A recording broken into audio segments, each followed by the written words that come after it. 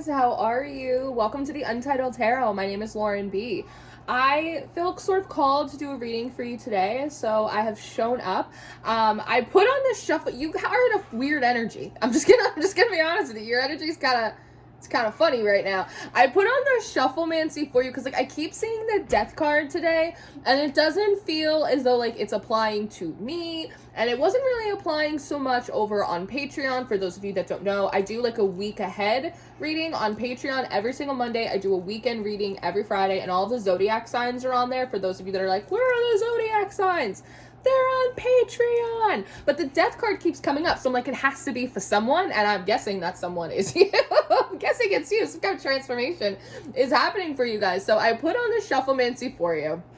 And the song that came up for you was Gunpowder and Lead by Miranda Lambert. And in that song, she's going, I'm going home, gonna load my shotgun, wait by the door and light a cigarette. He wants to fight, well now he's got one, and he ain't seen me crazy yet. And I thought, whoa, like someone has pushed you or prodded you. It's definitely that energy of enough is enough. I have the Fountain Tarot for us today, and I kept seeing the Tower come out in your pre-shuffle, and on the split I saw the Tower and I saw the Chariot card, and so it kind of gave me this impression of you coming in like Miley Cyrus on a wrecking ball, you coming in like a boulder, or creating some kind of tower moment because you're frustrated, or you feel like enough is enough, and then you trying to breeze off into the sunset. There's something interesting though that they were talking about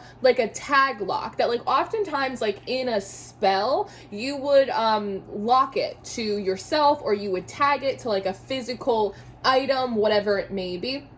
And so there is something about the fact that some of you maybe want to open up the windows, you want to stir the pot, you want to break away from some stuff, right? Enough is enough. You've had it, and that is good, right? We have been waiting for you to kind of get with the program and start appreciating yourself more. But what I'm hearing is there's sort of a way to do it to minimize collateral damage, because if you create too much collateral damage in your departure, it essentially sort of tag locks that chaos to you.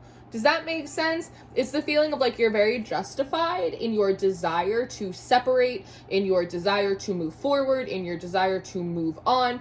But if you create a bigger problem trying to leave than the problem that makes you want to leave, then it energetically kind of becomes a little bit of a dicey area.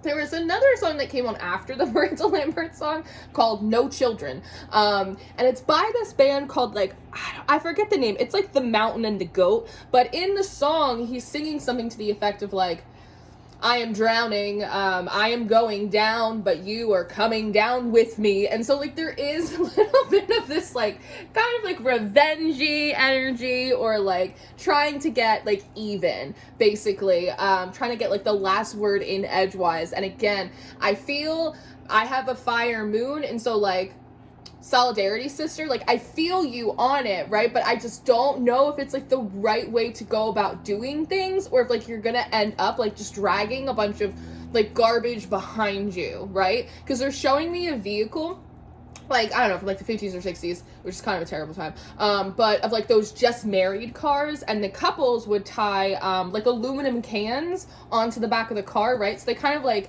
jingle jangle as they drive down the street. But it's always such a curious thought to me that it's this is a new day, it's a new marriage, it's the happiest day of your life, right? You're beginning a new chapter, and the vehicle that you take to go and do that, you tie trash to the back of it. It just doesn't make sense to me, right? And maybe it's because I'm a rising Libra and I like things to be nice and pretty, and maybe that's a me thing, but there is something, again, kind of contradictory in that energy. And so we want you to have a celebration, we want you to be able to transform and move forward really victoriously, but we don't want you to create unnecessary collateral damage. We don't necessarily want you dipping too much into the shadow in which to do that, and we definitely don't want you dragging garbage behind you. Does that make sense? I hope that makes sense. So we have the Ten of Wands coming out for you, first and foremost, to represent your general energy, right? And so this comes through in a couple different ways. Like the Ten of Wands obviously talks about this energy that is quite burdenous, right? Like there's a heavy load, and there is sort of a sense of frustration here that almost feels like you maybe got left holding the bag, as if someone or something said that they were going to help you, or they were, you know, a partner or a teammate in some kind of process or a project, and very clearly, like, you realize that they are not, or they were not, and now, like, you're sort of left holding the bag here, right? All of the responsibility, all of the duties. The good thing about the Ten of Wands, and you have the Six of Wands at the bottom of the deck too, with the Nine of Swords, if you are feeling anxious about the fact that like you may not be able to do something or go somewhere or accomplish something, a goal or dream, without the assistance of whoever or whatever this is, could be a person, it could be a spirit, could be an environment,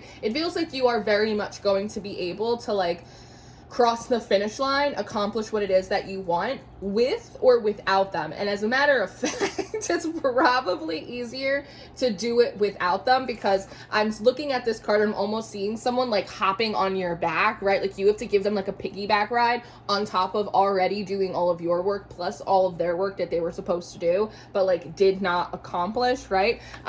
You're going to be able to do it. I wouldn't worry so much about that. It feels as though what is required or being asked of you moving forward, it's going to require a lot of like personal discipline, but it's going to require a lot of focus, because it feels like part of what you're trying to do, it feels very mental, and it feels like the cerebral aspect of it is definitely at the forefront. It feels like negotiation, it feels like planning, it feels like strategizing, it feels like organizing, it feels like I have to do this and I have to do that and here and there and on the fourth Wednesday, and like it feels very much like that. And we want you to process your emotions, but there is something about the fact that like if you allow yourself to, I'm going home, gonna load my shotgun, like if you allow yourself, right, like you are coming down with me, if you get into like this weird vendetta type of energy, it's gonna suck up so much emotional energy, and that's gonna create like an energetic deficit, and you need all of the energy that you have to, like the Chariot, to push forward, to get clear about what you want to do, about where you want to go, about what has to get done. Because there is this feeling of you've been having to pick up the slack for someone or for the others or whatever it is, but it's almost the idea of like you've been doing it for a long time, but like mentally you haven't like accepted that fact, so every single week you're waiting for someone or something to show up and do their part, they don't, and then you're scrambling. There's something about like the inner organization of the mind when you fully accept that like you have to do this on your own. It's not that there aren't people around in the universe that like want to support you, but like this feels like it's like your thing, like you care about it more than other people, and so you have to take like the responsibility for it, right? Does that make sense? I do see the Nine of Pentacles coming out, and I kind of want to put it in the position to cross you. This feels like a point of frustration in the sense of I should be living sunny side up by now. That's what this feels like. It's like I should be living on high, like I should be enjoying the fruits of my labor by now, but I am not, right? Like it's that kind of feeling, because the Nine of Pentacles has a bit of this energy of like luxury or like affluence to it, right? It's like I should be in a much cushier position, but I'm still like sweeping the floors. It almost feels like the Cinderella type of energy, right? My carriage turned back into a pumpkin, and now I am back in my rags sweeping the floor, and like that kind of feels like bullshit to me, right? And so there is sort of like a demand avoidance that I'm picking up on. But just something that has like kind of popped through in some of the zodiac readings that I was doing last week. So there is a bit of this demand avoidance of like I don't want to, because like I shouldn't have to do it alone, or like it should have been accomplished by now, which again, I'm not in disagreement with you, but we're just kind of looking at the energy as it stands. And so the Nine of Pentacles also carries this energy of sacrifice, which I find that people don't talk about a lot.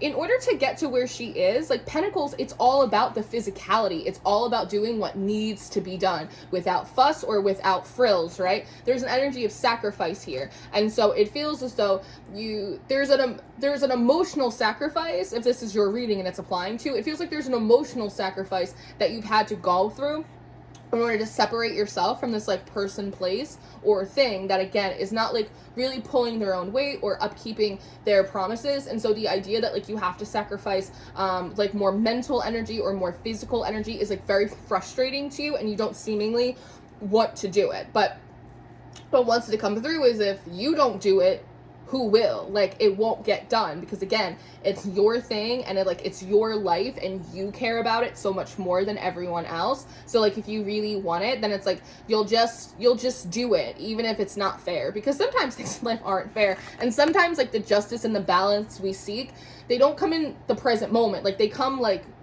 down the block, right? They come like a little later on. Sometimes justice and balance isn't found in the place where you got screwed over. It's found someplace in the future. I do see the Hierophant at the bottom of the deck really asking you, it feels like, to kind of like unbox or unleash this added level of commitment. The Hierophant also talks about like traditions and institutions, and so that sort of feels as though, again, the necessity to create like the physical and the mental structures that allow you to accept the work that is before you, like each and every day, even if it means that like you have to do it on your own. The Hierophant also is sort of this like intermediary between like the divine and man, and in this card you also have like this apex predator, right? It's like you have this falcon, you have this hawk on her hand, and so there's also something here about like spiritually, again, like not getting lost in the energy or like the karma, or like not getting lost in any of that, creating like a sense of boundaries within your spiritual life, in the sense of like you go to get your guidance, you go to meditate, you go to center, pull in information that you need, and then you sort of get back to work, because very easily, again, you can kind of get lost in the sauce and the energy, and like the spiritual politics of it all. You can do it, but it doesn't feel like it's going to serve you. It doesn't feel like it's going to help you. And so it just feels like the Hierophant is really asking for like a greater level of like maturity and commitment, and to really, again, take the energy that is available to you and put it into the structures, put it into the gas tank of the chariot to allow you to continue to move forward. Let's sing. He ain't seen me crazy yet. The Hangman. So this is in your recent past, which makes sense, right? So it's like you were kind of at a halt. You've been sort of stuck in suspended animation for a while. Having your stability, which feels like what? It feels like you didn't really have that much stability, but you were working towards stability, and like the people or like the ideas or like, again, like the assistants that you pulled in to help like make that happen, feels like they didn't really make that happen. If anything, they were sort of like the undercurrent, sort of undermining the foundation. It's the feeling of like when you are like trying to, like, you're putting bricks together, right? And as you go to pick up another brick, someone takes the one you just put down and like moves it over here. Does that make sense? That's exactly what it feels like.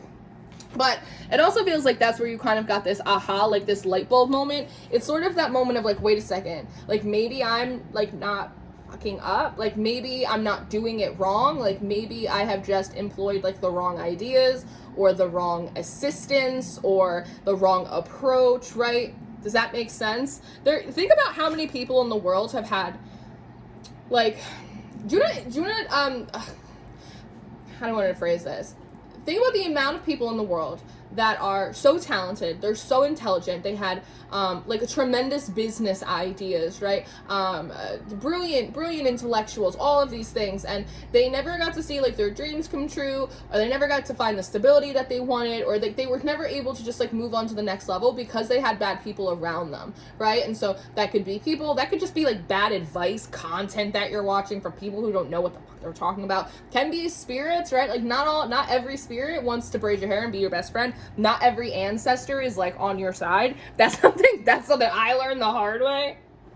That was a rough few weeks, I'll tell you. I'll tell you that much, right? And kind of what wants to come forward is, and I know it's like a strange example, but they're bringing forward the example of Selena, and how like she was so young and she was so talented and she had like so much life ahead of her, right? But like she trusted in the wrong person, and she embezzled like all of Selena's money, and then obviously, you know, a tragedy occurred. And I don't think that's like happening for you, but again, it's just the idea of like being much more mindful about like who you bring in, who you call counsel, who you allow help and assist you with stuff, especially stuff that like feels really personal and important to you.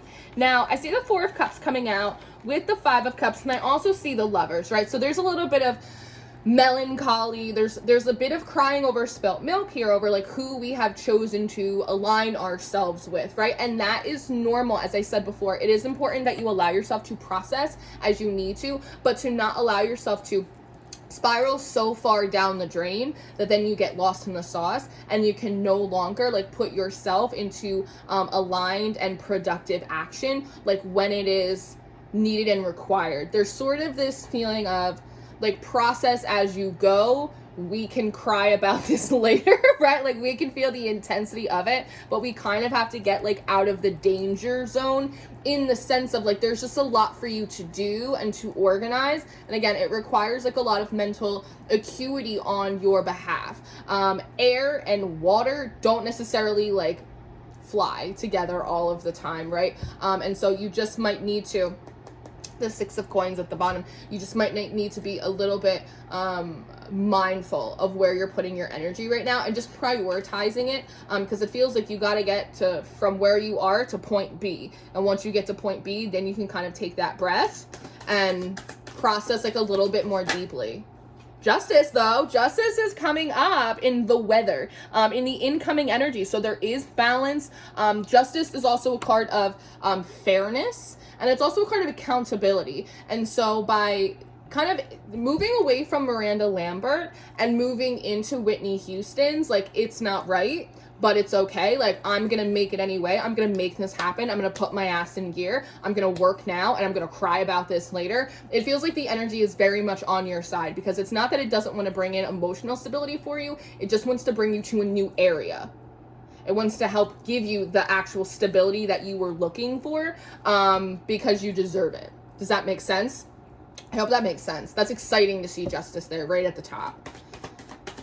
Especially with the Hierophant too, like right kind of crossing it. And so it does feel as though if you do commit yourself to this process, you are very much rewarded for it.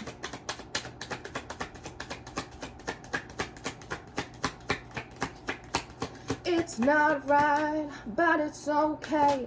I'm gonna make it anyway. 6 of coins. So this is nice. So this is sort of like your next steps. When we're looking at the 6 of pentacles, we're looking at hierarchies of power. We're looking at charity. We're looking at give and take as well. It's interesting that the 6 of coins, it always looks a little bit like an ear of corn that has yet to be shucked, because it looks like it's sort of, what's the right word I want to use? I don't know, it just looks like these coins are not yet ready to be dispensed. This is giving me the energy of saving more than spending. This might be a time when like it's really important for you to be like generous to yourself, conserve your energy, conserve your resources. I see the 2 of wands as well at the bottom.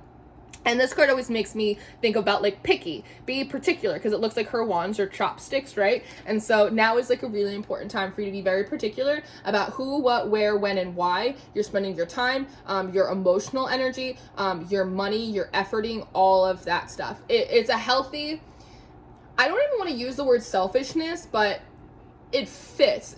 Now is a good time to employ like a healthy sense of selfishness and self-prioritization. It's this idea of you cannot save anyone else from drowning if like you're not even in a boat. Do you know what I mean? Does that make sense? And so it's important for you right now to get your head above water, for you to find emotional stability, and for you to kind of get to the next place where things will be calmer, because then justice will come in, and then you can start moving back to being a little bit more charitable, or just being a little bit more magnanimous in nature. Does that make sense?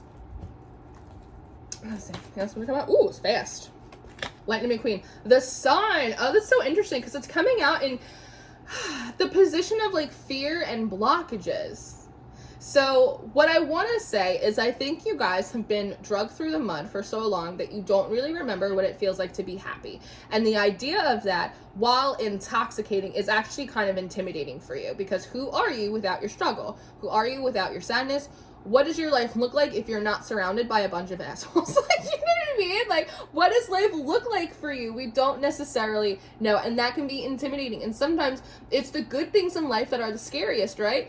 Getting married, going to college, falling in love, starting a business, sharing your artwork, like the stuff that puts the most light and beauty into the world, the stuff that can bring us the most fulfillment, is oftentimes like the scariest things, right? So what I want to say is, when the lights start shining and it gets a little hot, go into the light, Carol Ann. Like, push further into the light. I know there's always a saying of like, go into the darkness and reclaim your, go into the light, try it on like a character, like see how it feels, because growing pains, even when they're like in terms of beauty and love and acceptance and like doing the right thing for you, they can also feel scary and uncomfortable, but that's okay. It almost feels like you have had all of the growing pains, you've had all of the growth with your shadow, with negative energy, with survival, right, with perseverance. Like, we need you to pull it up in confidence and optimism. When I was talking a little bit about this on Patreon, but the ability to sort of master the mind is really going to serve you in like a very, very positive way. Judgment in reverse. So this is in the environment, right? I want to say that immediately it doesn't feel like you have a lot of really good role models around you. It feels as though, to be perfectly frank, it feels like you have people around you that talk because they like to hear the sound of their own voice, not because they necessarily have anything terrific to contribute. I feel like a lot of repetition in the environment, people doing the same thing over and over again or expecting a different result, having the same kind of conversations. There's not a lot of variety, there's not a lot of diversity here in the ideas, in the exchanges, in actions and behaviors, which in and of itself, like, if it ain't broke, don't fix it. But there is sort of this feeling of like stagnancy, like still water. Sometimes variety keeps things fresh, keeps things new.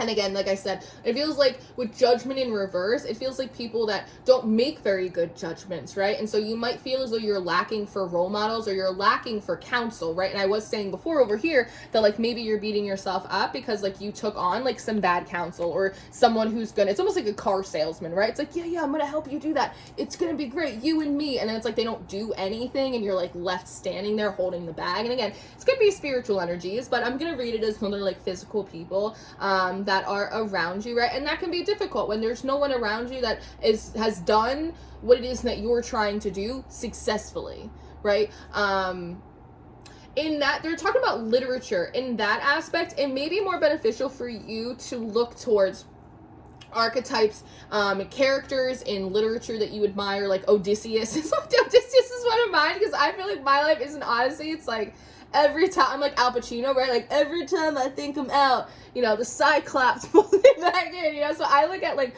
Odysseus, right? But, you know, even, I don't know, like Gary Vee is coming to mind. Like, I'm not super into Gary Vee. I like Ryan Holiday from like the Daily Stoic, but like finding other like role models, people that can be counsel, even if like you don't talk to them personally, right? Like find those role models, find those characters, find those individuals in your life, in your field, in your area of interest, right? And like learn from those people, especially if you don't have people around you that are like fucking with the program, you know?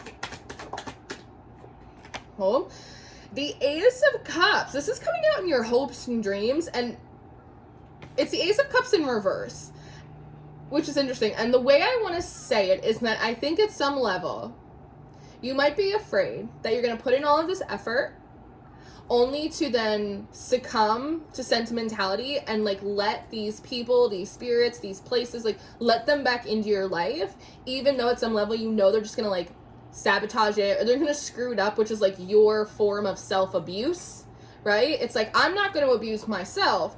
I am just going to fill my life full of people and behaviors and energies that will destroy me for me. They will just pull the rug out from underneath me, and then I don't have to call it self-sabotage, right? So I think with the Ace of Cups in reverse coming out in like your hopes and dreams, it's this feeling of, I think that there is a part of you that is really hoping that you are strong enough, that you are solidified in yourself enough, and you are disciplined enough, and that's going to come from mastering the mind, to be able to no longer offer a cup back to these people, places, and things, a cup back to the past. That like when you close that door, you actually close it and you lock it and you don't leave it ajar. And then not just like literally, but also like in your mind, because sometimes we have to say like, no, I can't do that because I promised myself I wouldn't and I know it's not good for me, but like inside you're like, oh, I wish I could. There's almost just feels like you're hoping that you can look at the past, you can look at these people, like you can look at these circumstances and just go, you're not getting anything from me. The answer is no. Like, that option is gone, that opportunity is over, that door is closed, that path has collapsed now. and that's it. And so that's really interesting, because at some level, like, you might recognize that you do that like your imposter syndrome or your fear of success or your fear of failure, it's not necessarily played out through your own actions. It's played out by the people and the circumstances and the energies that you surround yourself with. So it's a way that does that make sense? I hope that makes sense to you. And so at some level, you're hoping that you're going to be able to stop doing that you can be confident and proud enough and determined enough, like, in your own right, that you can look at those people and go, no more. Enough is enough. Which is funny, because at the beginning of the reading, it felt like you were really frustrated, right? Like, enough is enough. I'm going home. I'm going to load my shotgun, right? But, like, as we get to the ends of your reading, it's really about you just actually feeling really solid in the ability of saying, no more. I'm going to go do this now. No more.